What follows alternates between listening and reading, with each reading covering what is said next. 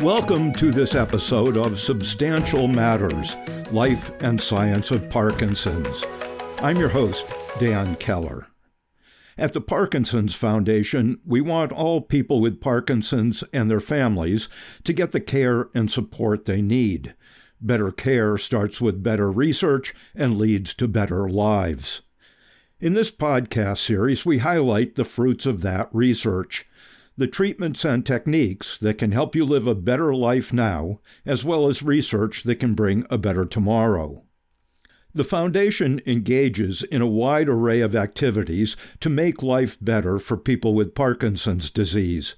Our mission is to improve care and advance research toward finding a cure for Parkinson's.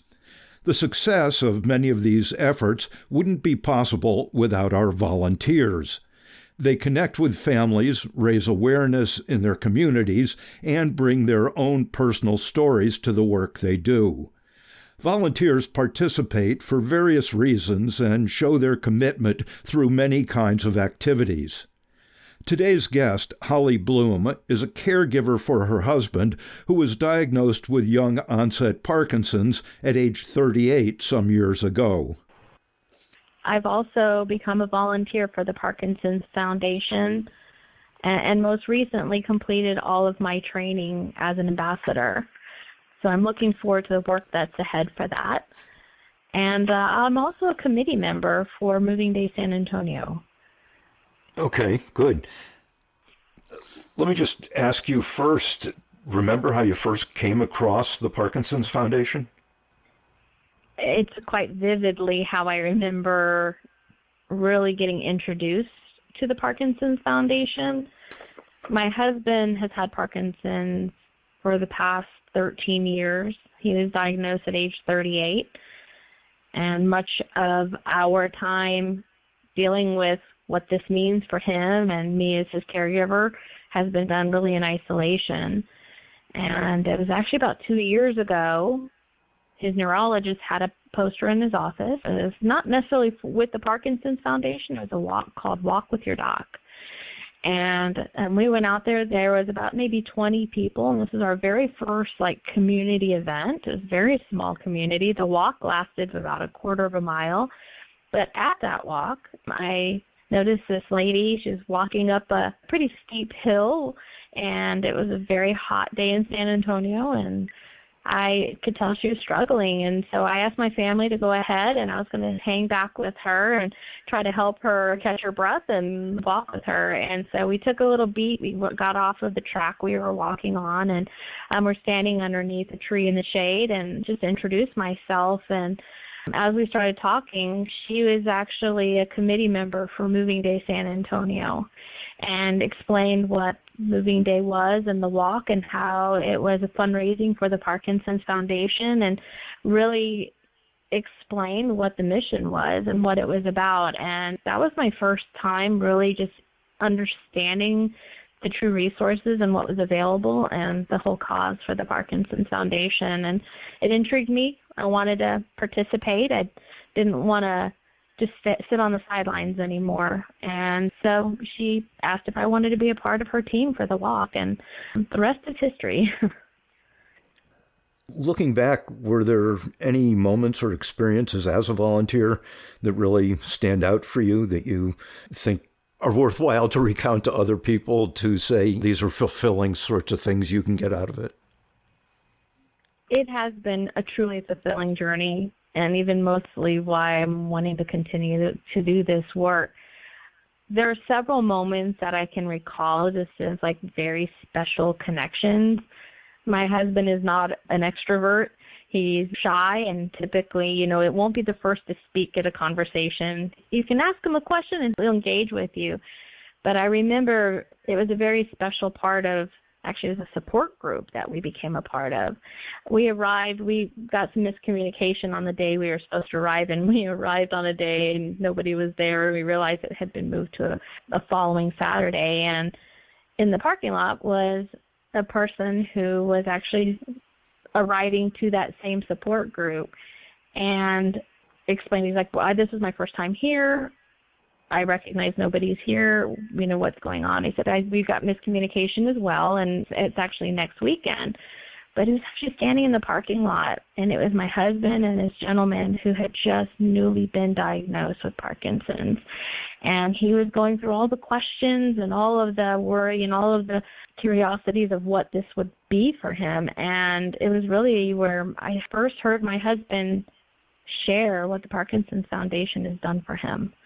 And he was the one speaking firsthand as someone who needed answers. When we were originally dealing with this disease by ourselves and didn't feel like we had answers, we had more questions than answers, and then we leaned into all the resources that are available, we realized those resources are not only to help us, and we had a lot of help and support, but we were actually able to also share firsthand for someone who's trying to navigate the waters.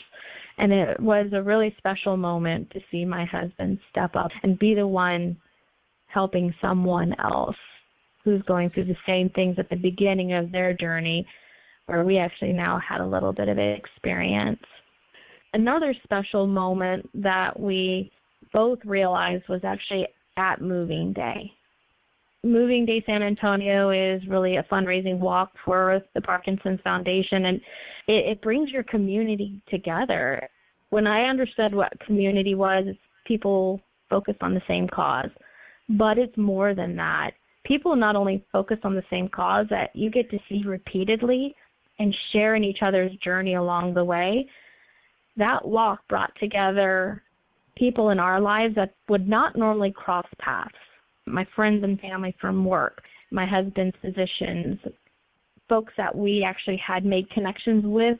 To give you an example, my husband took up triking, and we met a bike shop owner who a lot of their customers are Parkinson's patients, and so we brought a vendor out to the event, and they brought out their bikes, and they were able to show what a great avenue that was for exercise. Folks that would not normally cross paths all got to be in the same place, and that was really a special moment for my husband and I, because it was feeling very much not only were we not alone, we were heavily supported, and we were also able to give back to those that we've made friends with to support them in that same cause. It sounds like your husband is comfortable doing it in an impromptu sort of situation. Does he also volunteer officially with the Parkinson's Foundation? He doesn't as much as I do. I think sometimes his energy levels are fluctuating. I, alongside him, bring that energy, and I think that's why it's so important for both those that have Parkinson's disease, but also the caregivers. We do a lot of work as caregivers. It's the day in and day out. Sometimes you feel it may be hopeless or helpless at times. This is the energy that fuels us and keeps us going, because we have answers to the questions that we have. We have answers to real practical problems that we have. If you were to think about maybe someone's journey, I shared this with a friend of mine just the other day about sometimes Parkinson's is distracting. And I think we can all relate to it when we realize you have all your medications that you're having to maintain and keep up with throughout the day. But that distraction also has remedies. There's a lot of organization that can happen, like an app that's reminding you when it's time to take your medications. There's also been times in our life where Parkinson's has been just purely disruptive. We want to go out and have a good day out, shopping, going to a park, what have you, and fatigue sets in. So we realize we're going to have to align our day and work out an app schedule. So in the middle of the day, we can both my husband and I, have a little bit of recharge. But there's also aspects of our life where Parkinson's, and I maybe don't want to sound melodramatic, but it's actually almost been destructive. My husband had a side effect of the medications that he was taking that caused impulse control disorder. And it's very taboo to talk about, but it's a reality of what we experienced. And if you meet one person who has Parkinson's, you've met one person who has Parkinson's, because Parkinson's it affects people in different ways. And so this was his unique journey, and he actually started gambling. And that was something that we didn't really see before, and he was gambling more excessively than we understood. And we realized later on that that was actually a side effect of some of the medication. And had we known about that sooner, we would have been able to recognize it or ask our physician about it. And so I think that's really important to have your community, and you speak up about these things and you realize other people might be suffering with these same type of situations. And it comes down to you're not alone, you're not unique in this in certain ways, and with that support, you can recognize things sooner and really be a team with your physician and bring these questions forward. And it was my community that helped me realize that this was an effect of the medication, and it wasn't something that my husband was going through a midlife crisis or anything. And so we were able to find the treatment and support that he needed in order to combat that. And we are fortunate it is not a symptom that he exhibits any longer, and we're able to get a hold of it and get a grip on ICD. Now that you bring it up, impulse control can go along with medications, gambling, shopping, hypersexuality, all sorts of things. I guess neurologists should mention it, but on the other hand, it's good to talk to other people with Parkinson's and hear their experiences and get clued into things that you were never told, I guess. And to not feel shamed about it either, right? Right. People expect drugs to have some sort of action. They have various actions. Some are welcome, some are not. And they all go with the package, but it's not an insurmountable problem. The Foundation's annual Volunteer Leadership Summit is coming up soon, and I understand you're part of the planning committee. For those who might not be familiar, what is the summit all about? Yes, it's a great way for volunteers to come together and truly learn the tricks of the trade, if you will. We're going to be in some workshops where we will be hearing from speakers and some ideas and practical ways to volunteer. And there's a variety of different ways in which you can make an impact in your volunteer work. The summit is really designed to help us learn, help us engage, build connections and network, and walk away with some real practical tools that will help us in our own journeys within our cities and our communities to volunteer for the Parkinson's Foundation. Are there specific presentations or just networking? And what are you looking forward to most?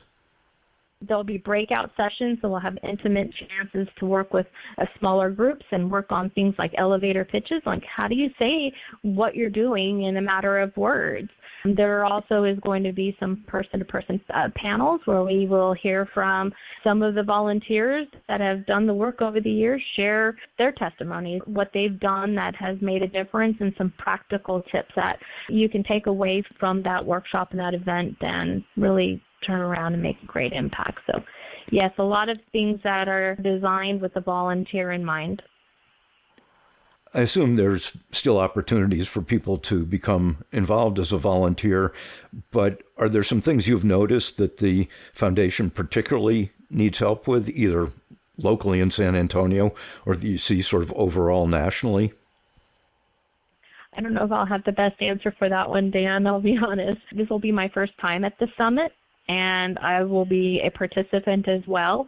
So for me, I know that locally in San Antonio with Moving Day, we always are looking for volunteers in a variety of capacity, especially leading up to and on the day of the event.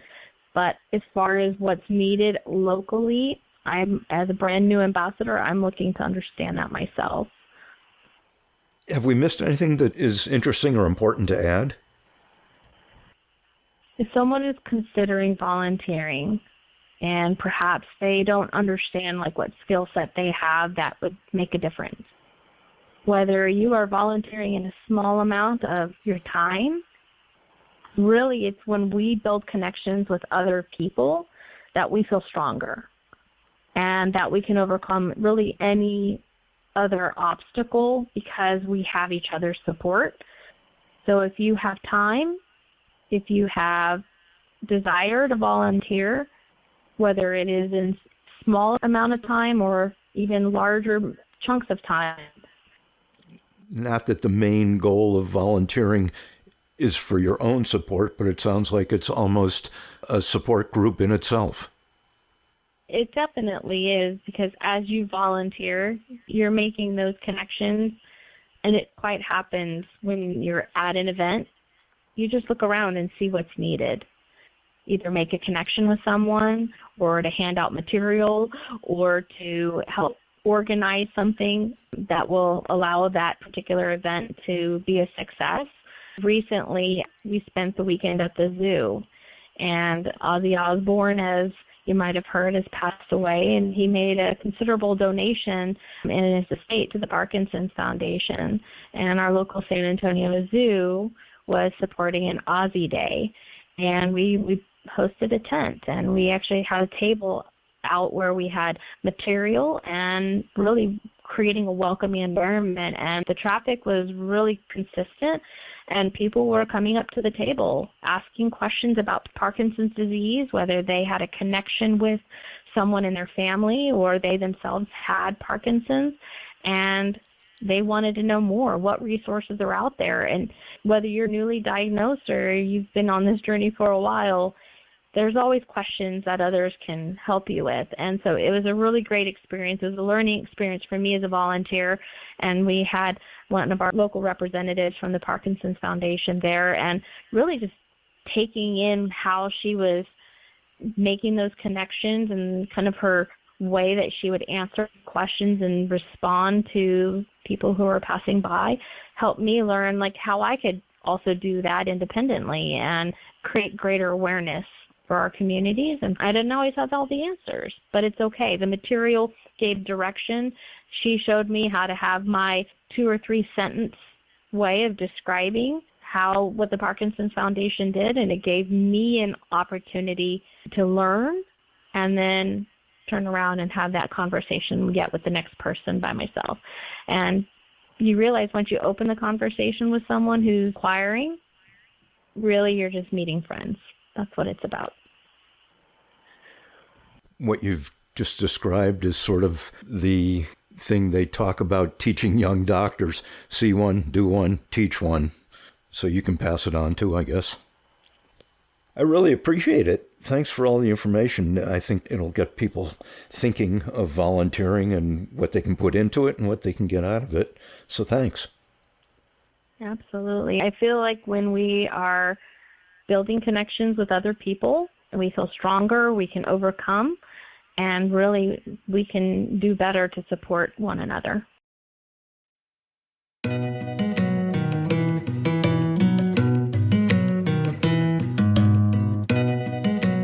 If you have energy, drive, and a desire to help make life better for people with Parkinson's disease, just go to our website at parkinson.org/volunteer. You'll find all the different ways to engage with the foundation, along with a volunteer interest form to share what you're most interested in. Your passion and drive are always welcome and can find a home at the Parkinson's Foundation. Whatever you decide to do, as a volunteer, you'll be joining a group of dedicated people who really are making a difference.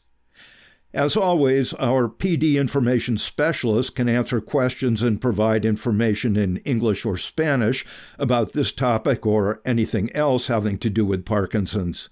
You can reach them at 1-800-4PD-INFO.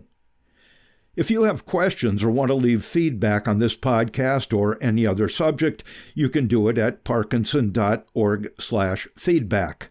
If you enjoyed this podcast, be sure to subscribe and rate and review the series on Apple Podcasts or wherever you get your podcasts.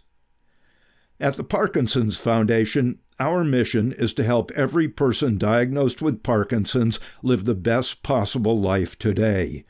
To that end, we'll be bringing you a new episode in this podcast series every month. Till then, for more information and resources, visit parkinson.org or call our toll-free helpline at 1-800-4PD-INFO. That's 1-800-473-4636. Thank you for listening.